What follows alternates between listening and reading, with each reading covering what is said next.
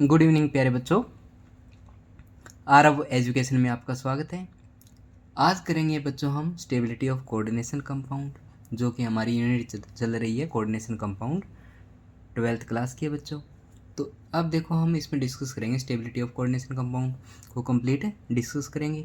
उसके बाद है बच्चों एप्लीकेशंस ऑफ कोऑर्डिनेशन कंपाउंड, उसको भी इसी वीडियो के अंदर डिस्कस करेंगे। ये हमारी कोऑर्डिनेशन कंपाउंड की लास्ट वीडियो होगी बच्चों, ठीक है। तो चलो स्टार्ट करते हैं। टॉपिक है बच्चों स्टेबिलिटी ऑफ कोऑर्डिनेशन कंपाउंड, ठीक है। अब बात करते हैं बच्चों स्टेबिलिटी ऑफ कॉम्प्लेक्स का क्या मतलब है।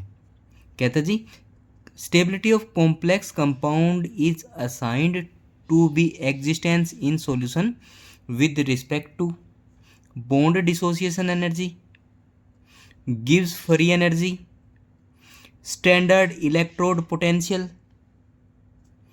pH of solution, rate constant, activation energy for substitution reaction, इन सभी पे डिपेंड करती है बच्चों स्टेबिलिटी ऑफ ए कॉम्प्लेक्स, ठीक है।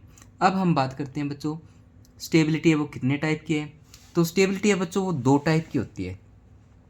एक होती है थर्मोडायनेमिक स्टेबिलिटी, क्या होती है बच्चों थर्मोडायनेमिक स्टेबिलिटी, और एक होती है आपकी काइनेटिक स्टेबिलिटी।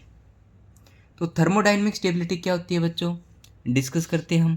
कहते हैं जी tendency to exist under equilibrium condition, जो इक्विलिब्रियम कंडीशन में एग्जिस्ट होने की जो टेंडेंसी है, क्षमता है, उसको हम क्या बोलते हैं बच्चों थर्मोडायनेमिक स्टेबिलिटी।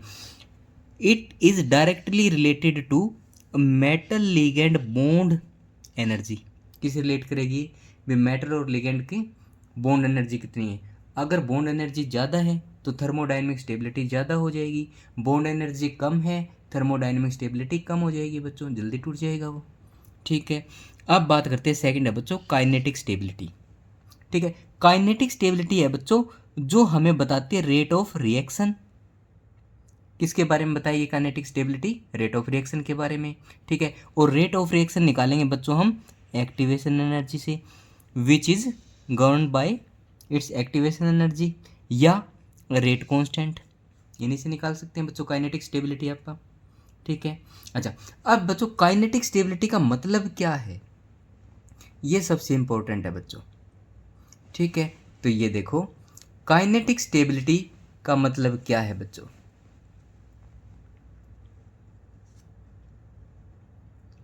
ये देखो काइनेटिक स्टेबिलिटी का मतलब how fast compound react, compound है वो कितनी फास्ट रिएक्ट करता है, ठीक है। स्टेबल है या अनस्टेबल है उससे कोई मतलब नहीं है काइनेटिक स्टेबिलिटी का, ठीक है। उससे मतलब है ओनली रिएक्शन है वो कितनी फास्ट हो रही है, ठीक है।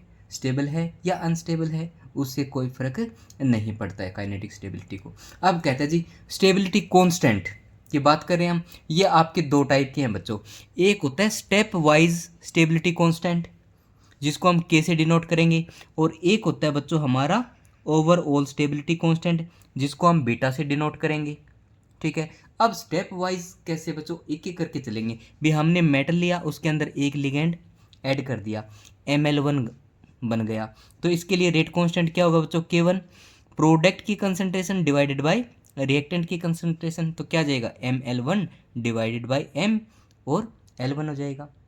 अब सेकंड में क्या करना है, हमें ये प्रोडक्ट लेना है, Ml ले लिया हमने, इसके अंदर हमने एक लिगेंड और ऐड कर दिया Ml2 बन जाएगा, तो ये इसका स्टेबिलिटी कांस्टेंट हो जाएगा। ऐसे ही Ml2 में एक L ऐड करेंगे तो Ml3 बन जाएगा, ये इसका स्टेबिलिटी कांस्टेंट हो जाएगा।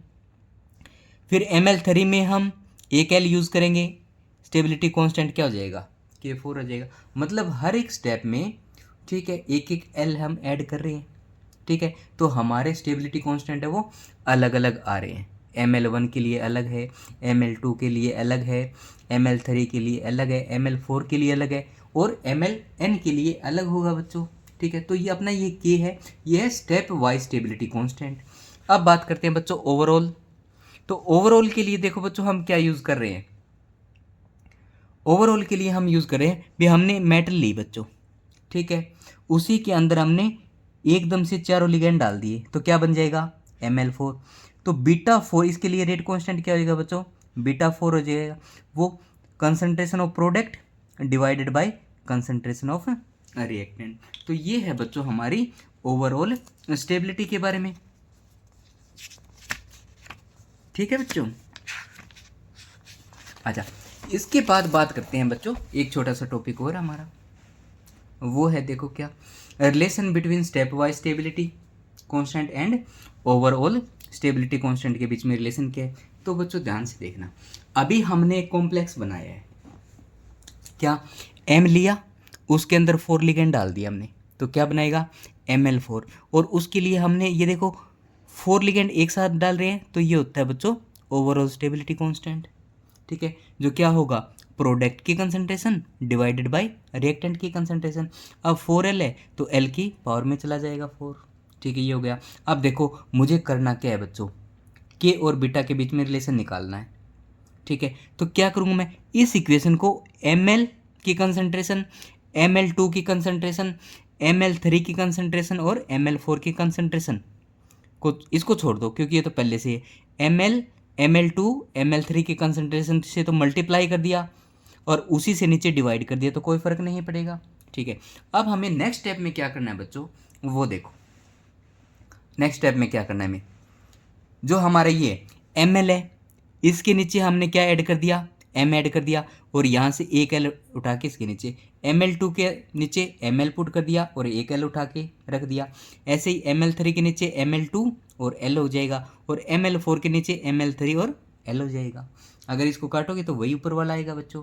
ठीक है, तो ये हमारा किसके बराबर होता है, ये K1 के बराबर हो, हमने पीछे देखा था, स्टेप वाइज स्टेबिलिटी कांस्टेंट है, ये K2 के बराबर है, ये K3 के बराबर है, और ये हमारा किसके बराबर बच्चों, K4। मतलब जो ओवरऑल कांस्टेंट है वो किसके इक्वल है, multiply by step wise stability constant की अगर मल्टीप्लाई कर दें तो वो हमारा क्या जाएगा, ये 4 लिख लो बच्चों यहाँ पे। ठीक है, तो वो जाएगा हमारा ओवरऑल स्टेबिलिटी कांस्टेंट। अब बात करते हैं बच्चों फाइनल टॉपिक और लास्ट, और इम्पोर्टेंट भी है बच्चों ये, application of coordination compound. Application का मतलब होता है बच्चों यूज़, भी कोऑर्डिनेशन कंपाउंड का यूज़ क्या क्या है। तो देखो बहुत सिंपल है बच्चों। तो सबसे पहले देखो हम बात करेंगे, एक होता है क्वालिटेटिव और एक होता है क्वांटिटेटिव। क्वालिटेटिव का मतलब प्रोडक्ट कैसा है, ठीक है, और क्वांटिटी का मतलब कितना है। ठीक है, क्वांटिटी का मतलब 1 किलोग्राम, 2 किलोग्राम, 3 किलोग्राम, और क्वालिटी का मतलब अच्छी क्वालिटी है या बुरी क्वालिटी है, वो हो जाएगा। ठीक है, अच्छा, qualitative analysis and quantitative chemical analysis में हम कोऑर्डिनेशन कंपाउंड का यूज़ करते हैं। For example deduction of metal, estimation, इसके लिए हम कोऑर्डिनेशन कंपाउंड का यूज़ करते हैं। उसके बाद में हार्डनेस ऑफ वाटर। अब आपको पता है हार्ड वाटर में कैल्शियम और मैग्नीशियम प्रेजेंट होते हैं, ये स्टेबल कॉम्प्लेक्स बनाते हैं बच्चों किसके साथ, EDTA के साथ, वो हमारा कोऑर्डिनेशन कंपाउंड हो गया। ठीक है, some important extraction process of metal, silver और गोल्ड को एक्सट्रैक्ट करने के लिए भी हम कोऑर्डिनेशन कंपाउंड का यूज़ करते हैं बच्चों। उसके बाद प्योरिफिकेशन ऑफ मेटल, मेटल को प्योर करने के लिए भी हम कोऑर्डिनेशन कंपाउंड का यूज़ करते हैं बच्चों। Great importance in biological system, biological system में इसकी इंपॉर्टेंस बहुत ज़्यादा है बच्चों। ठीक है, यूज्ड एज कैटालिस्ट, ठीक है, जैसे विल्किंसन कैटालिस्ट है, हाइड्रोजनेशन ऑफ एल्कीन में काम आता है बच्चों, कोऑर्डिनेशन कंपाउंड है ये। ठीक है, जिसमें मेटल आरएच होती है आपकी। ठीक है, जिगलर नाटा कैटालिस्ट अपना।